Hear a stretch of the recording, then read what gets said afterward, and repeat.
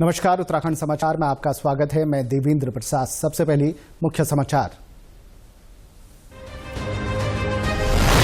मुख्यमंत्री पुष्कर सिंह धामी ने केंद्रीय कोयला एवं खान मंत्री प्रहलाद जोशी से की भेंट। 1000 मेगावाट का थर्मल पावर प्लांट स्थापित करने के लिए कोल ब्लॉक आवंटन का किया अनुरोध।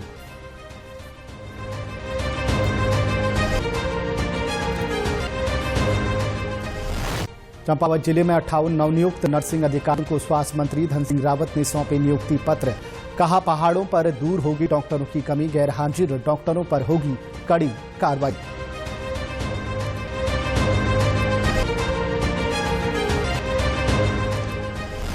केंद्रीय रक्षा राज्य मंत्री अजय भट्ट ने रानीखेत में छावनी परिषद के सदस्यों और अधिकारियों के साथ की बैठक।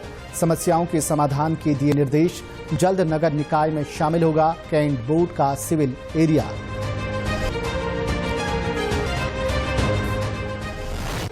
और उत्तराखंड में राम मंदिर प्राण प्रतिष्ठा कार्यक्रम का उत्साह। प्रदेश के विभिन्न धार्मिक स्थलों पर चलाया जा रहा है सफाई अभियान।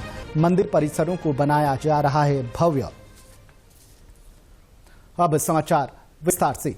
मुख्यमंत्री पुष्कर सिंह धामी ने नई दिल्ली में केंद्रीय कोयला एवं खान मंत्री प्रहलाद जोशी से भेंट की। मुख्यमंत्री ने न्यूनतम 1000 मेगावाट के पिट हेड थर्मल पावर प्लांट स्थापित किए जाने के लिए उत्तराखंड राज्य को लगभग 125 मिलियन टन भंडारण क्षमता की एक कोल ब्लॉक का आवंटन प्राथमिकता पर करने का अनुरोध किया।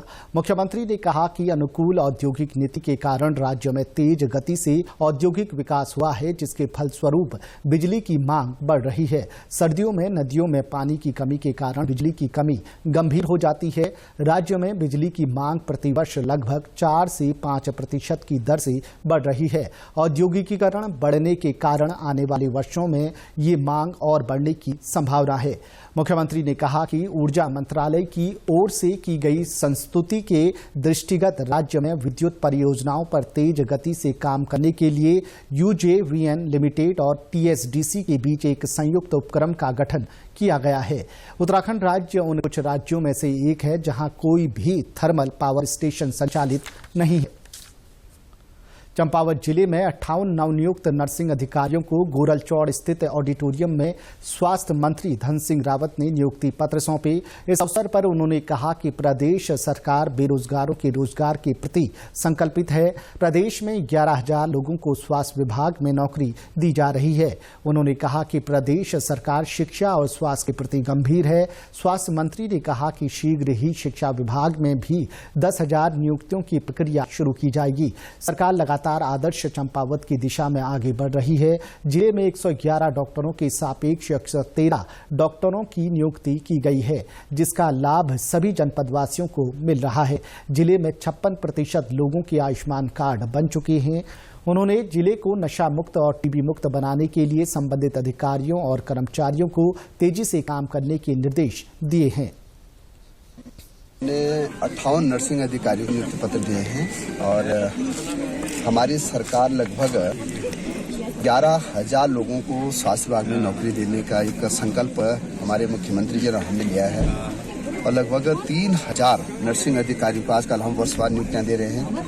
पहले मुख्यमंत्री जी के आवास में हमने लगभग 225 लोगों को नौकरी दी थी और आजकल हम प्रत्येक जिले में जाके नियुक्ति पत्र बांट रहे हैं। अब चंपावत जिले में नर्सिंग अधिकारी 100% पूरे हो गए और स्वास्थ्य के क्षेत्र में अभी हम चंपावत जिले में जितने डॉक्टरों की कमी है वो भी पूरी करेंगे। वहीं स्वास्थ्य मंत्री डॉक्टर धन सिंह रावत ने बॉन्ड व्यवस्था के तहत पहाड़ों में तैनात डॉक्टरों की लंबे समय से गैर हाजिर होने पर कड़ा संज्ञान लिया है। उन्होंने अस्पतालों से नदारद 50 से अधिक डॉक्टरों की सेवाएं समाप्त करने के निर्देश दिए हैं। राजकीय मेडिकल कॉलेज से बॉन्ड व्यवस्था के तहत पास आउट MBBS डॉक्टरों को 3 और 5 साल के लिए पर्वतीय क्षेत्रों के अस्पतालों में तैनात किया जाता है। वर्तमान में 450 बॉन्ड डॉक्टर तैनात हैं, लेकिन कई बॉन्ड डॉक्टर लंबे समय से ड्यूटी पर नहीं आ रहे हैं। इन डॉक्टरों के स्थान पर नए डॉक्टरों को नियुक्ति दी जाएगी। कारण अगर गैर हाजिर है तो उनके खिलाफ कार्रवाई करने की मैंने संस्तुति कर दिया और बहुत जल्दी इस पर निर्णय हो जाएगा। नियुक्ति पत्र मिलने पर नवनियुक्त नर्सिंग अधिकारियों ने खुशी व्यक्त करते हुए कहा कि 12 साल के लंबे अंतराल बाद उन्हें नौकरी मिली है, जिससे वो बहुत खुश हैं। उनका कहना है कि वो अपना कार्य पूरी जिम्मेदारी के साथ करेंगे। भर्ती के लिए हमने काफ़ी संघर्ष किए थे पहले भी, और ये 2020 की विज्ञप्ति थी जिसमें इस भर्ती प्रक्रिया में रिटर्न एग्ज़ाम होना था, लेकिन किन्हीं कारणों से ये ये भर्ती भेड़ चढ़ती रही, इसमें किसी प्रकार का कोई निष्कर्ष नहीं निकला। फिर अंततः इसका वर्षवार मेरिट के हिसाब से इसमें चयन किया गया था।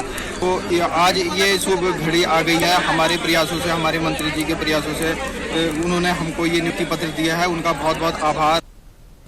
नवनियुक्त नर्सिंग अधिकारी नेहा अधिकारी का कहना है कि उनको नियुक्ति मिलने से बहुत खुशी हुई है। जिले में नर्सिंग अधिकारियों की कमी थी, अब वो दूर हो गई है।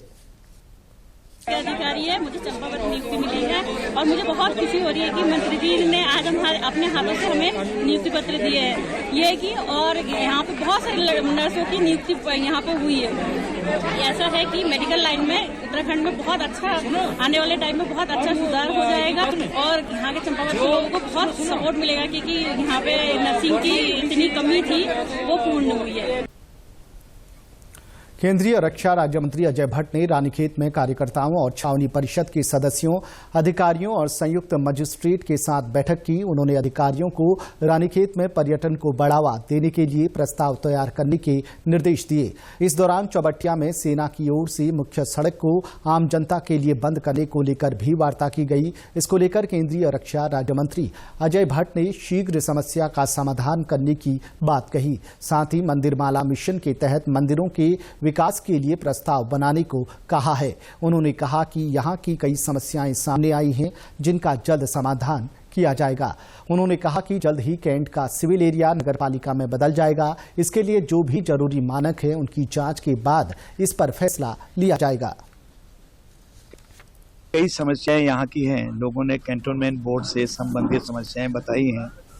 कहीं कहीं पर छुटमुट खटपट भी होती रहती है आर्मी और सिविलियन में, उसका सॉल्यूशन भी हम ढूंढ रहे हैं और निकट भविष्य में ये तय भी कर रहे हैं कि हमारी उत्तराखंड की सरकार वैसे कैबिनेट से पास कर दिया है, जितनी जल्दी जो प्रारूप चाहा है केंद्र सरकार ने, हमारे डिपार्टमेंट ने, उस पर अगर आंकड़े आ जाते हैं, उसके अनुसार रिपोर्ट आती है, तो फिर जल्दी ही हमारे कैंटोनमेंट बोर्ड जहां जहां हैं वो सिविल एरिया जितना भी है उनका, वो नगर पालिका, नगर महापालिका, जहां की जैसी स्थिति होगी उसमें कन्वर्ट हो जाए।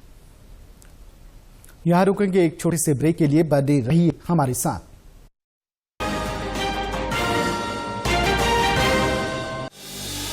सालों से लगातार प्रधानमंत्री नरेंद्र मोदी जी करते आ रहे हैं परीक्षा पे चर्चा, और फिर एक बार स्टूडेंट्स, टीचर्स और पेरेंट्स होंगे एक साथ, दूर करने एग्जाम्स की टेंशन और चुनने सही डेस्टिनेशन। हमारे प्रधानमंत्री नरेंद्र मोदी जी के साथ आ गया है परीक्षा पे चर्चा 2024। चलो तनाव पर काबू पाते हैं, जीवन को उत्सव के रूप में मनाते हैं, परीक्षा पे चर्चा में आते हैं। अपनी क्षमता, अपनी प्रायोरिटी, अपनी आवश्यकता, अपने इरादे, थोड़ा हर अपेक्षाओं को उसके साथ जोड़िए। परीक्षा पे चर्चा 2024 29 जनवरी सुबह 11 बजे। 605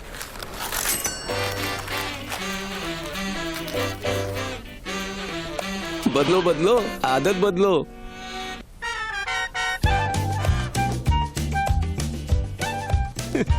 बदलो बदलो, आदत बदलो। अब नजदीकी बैंक जाकर फटे पुराने नोट्स बदलिए।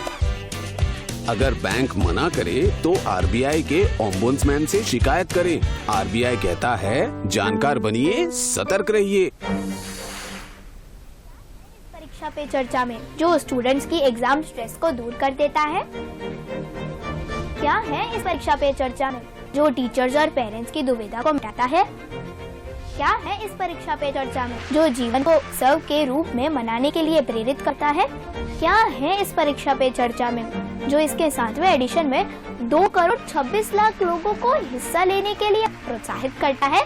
मिलेंगे सभी सवालों के जवाब जब जुड़ेंगे स्टूडेंट्स, टीचर्स और पेरेंट्स प्रधानमंत्री नरेंद्र मोदी जी के साथ।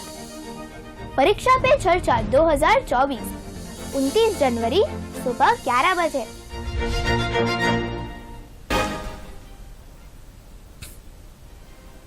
ब्रेक के बाद एक बार फिर आपका स्वागत है। अयोध्या में 22 जनवरी को होने वाले राम मंदिर प्राण प्रतिष्ठा को लेकर पूरे देश भर में उत्साह देखने को मिल रहा है। इसी उपलक्ष्य में उत्तराखंड में धार्मिक और सार्वजनिक स्थलों पर सफाई अभियान चलाया जा रहा है। इसके तहत जौलीग्रांट स्थित शिव मंदिर में हरिद्वार सांसद डॉक्टर रमेश पोखरियाल निशंक के नेतृत्व में भाजपा कार्यकर्ताओं ने सफाई अभियान चलाया। हरिद्वार सांसद डॉक्टर निशंक ने कहा कि भगवान श्री राम 500 वर्षों का वनवास काटकर अपने घर लौट रहे हैं। उन्होंने कहा कि 22 जनवरी को प्रत्येक देशवासी फिर दीपावली मनाने जा रहा है। यहाँ तो हर गांव अब अयोध्या बन गया जी, हर शहर अयोध्या लग रहा है, हर घर अयोध्या लग रहा है। 22 तारीख को जिस तरीके से लोगों ने मन बनाया है कि घर घर में दीपावली मनाई जाएगी, मुझे लगता है कि जब श्री राम अयोध्या में उस समय आए होंगे उतना उत्साह शायद उस समय भी क्या ही रहा होगा दुनिया में, जितना उत्साह इस समय न केवल देश के कोने कोने में बल्कि पूरी दुनिया में। वहीं टिहरी जिले में भी मंदिरों में सफाई अभियान और पेंटिंग करने का काम जारी है।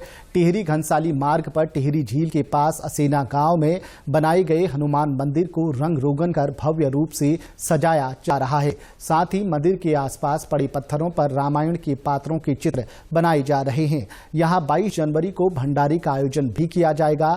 वहीं सांस्कृतिक उत्सव के तहत जनपद के मंदिर परिसरों, घाटों, नगर निकायों, पर्यटक स्थलों, ग्रामीण बाजारों, सार्वजनिक स्थलों पर जन सहभागिता के साथ विशेष स्वच्छता अभियान चलाया जा रहा है। साथ ही नगर पालिका परिषद टिहरी और नगर पालिका मुनिकीरेती देवप्रयाग की ओर से भी विभिन्न मंदिरों में स्वच्छता अभियान चलाया जा रहा है।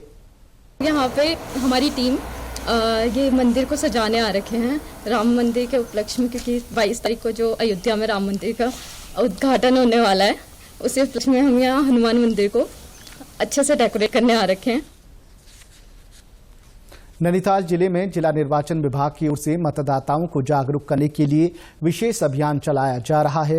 ग्रामीण और शहरी क्षेत्रों में जागरूकता शिविर लगाए जा रहे हैं। मतदाताओं को गीतों के माध्यम से जागरूक करने का प्रयास किया जा रहा है। इसके लिए स्वीप की टीम लगातार लोगों के बीच जा रही है। सभी गीत बांसुरी वादक मोहन चंद्र जोशी ने लिखे हैं।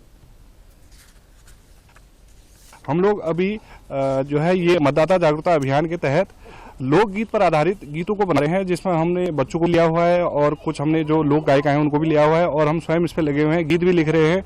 और इसमें हमारा उद्देश्य यही है कि मतदाता जागरूक बने और ये जो चुनाव है इसमें अपनी सहभागिता निभाए। ये जो हमने नए गाने बनाए तो जो बच्चों ने जो अभी गाया है उसमें था कि चुनाव कौतिक लागी रहो, लोकतंत्र पर्व, इस तरीके से था। आओ दीदी आओ भूली करनु हम अपन मतदान, इस तरीके से इसमें हमने गाने काफी बनाए हुए हैं। इन गीतों को छोटे छोटे बच्चे गाकर लोगों को जागरूक कर रहे हैं। बच्चों में खासा उत्साह भी देखने को मिल रहा है। हमने इस गाने में लोगों को मतदान करने के लिए जागरूक किया है। चुनाव कौतिक लागी रो, चुनाव कौतिक लागी रो, लोकतंत्र पर्व मां, लोकतंत्र पर्व मां, मां बुबू सब आओ, चचा चाची सब आओ, अम्मा बुबू सब आओ, चचा चाची सब आओ, मतदान करिया अपने मन की सरकार चुनिया। स्वीप टीम के सह समन्वयक गौरीशंकर कांडपाल और ललित मोहन ने बताया कि मतदाता जागरूकता कार्यक्रम के अंतर्गत मतदाताओं को विभिन्न प्रकार से जागरूक किया जा रहा है। इसके लिए 4 मतदाता गीत भी तैयार किए जा रहे हैं। स्वीप टीम नैनीताल के द्वारा मतदाताओं को जागरूक करने के उद्देश्य से हमने इस समय जो है शहर हल्द्वानी ही नहीं पूरे जनपद में अलग अलग पंचायतों में, विकास खंडों में, वार्ड में ये कार्यक्रम चलाया जा रहा है। आज हमारा ये अभियान जो है वार्ड नंबर 46 में चला था, जहां पर मतदाताओं को जागरूक करने के उद्देश्य से हमने यहां पर उनके हस्ताक्षर अभियान चलाया, फॉर्म 6, 7, 8 की जानकारी दी, साथ ही साथ गीतों के माध्यम से युवा मतदाताओं, बच्चों को और वृद्धों को जो है यहाँ पर जोड़ने का प्रयास किया। मौसम विभाग ने प्रदेश के 5 जिलों के लिए अलर्ट जारी किया है। मौसम विभाग के अनुसार उत्तरकाशी, रुद्रप्रयाग, चमोली, बागेश्वर और पिथौरागढ़ जिलों में हल्की बर्फबारी का अनुमान लगाया गया है। इसके अलावा राज्य के मैदानी जिलों उधमसिंह नगर और हरिद्वार में घने कोहरे का येलो अलर्ट जारी किया है। साथ ही लोगों को वाहन चलाते हुए सावधानी बरतने की सलाह भी दी है। मौसम विभाग के अनुसार कल भी मौसम के ऐसे ही बने रहने का अनुमान लगाया गया है। चंपावत जिले में सशस्त्र सीमा सुरक्षा बल की 5वीं बटालियन द्वारा जिले की नेपाल सीमा से लगे गांवों के छात्र छात्राओं को 30 दिवसीय निःशुल्क कंप्यूटर प्रशिक्षण दिया गया। वाहिनी के कमांडेंट अनिल कुमार सिंह ने बताया कि पंचम वाहिनी द्वारा अपने नागरिक कल्याण कार्यक्रम के तहत जिले के सीमावर्ती क्षेत्र के 30 निर्धन छात्र छात्राओं को 30 दिन का निःशुल्क कंप्यूटर प्रशिक्षण दिया गया। इस दौरान उन्हें कंप्यूटर के बेसिक ज्ञान के साथ ही आम प्रचलित कार्यक्रमों के बारे में भी जानकारी दी गई। उन्होंने बताया कि इस आधुनिक समय में तकनीकी शिक्षा के बढ़ते प्रचलन को देखते हुए ये कार्यक्रम आयोजित किया गया, जिसका लाभ इन सीमांत क्षेत्र के बच्चों को मिलेगा। प्रदेश के समाचारों में बस इतना ही। चलते चलते मुख्य समाचार एक बार फिर। मुख्यमंत्री पुष्कर सिंह धामी ने केंद्रीय कोयला एवं खान मंत्री प्रहलाद जोशी से की भेंट। 1000 मेगावाट का थर्मल पावर प्लांट स्थापित करने के लिए कोल ब्लॉक आवंटन का किया अनुरोध।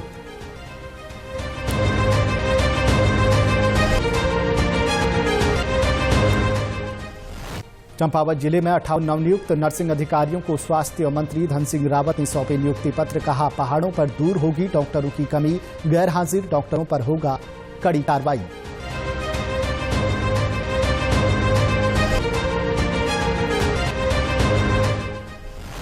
केंद्रीय रक्षा राज्य मंत्री अजय भट्ट ने रानीखेत में छावनी परिषद के सदस्यों और अधिकारियों के साथ की बैठक। समस्याओं के समाधान के दिए निर्देश। जल्द नगर निकाय में शामिल होगा कैंट बोर्ड का सिविल एरिया।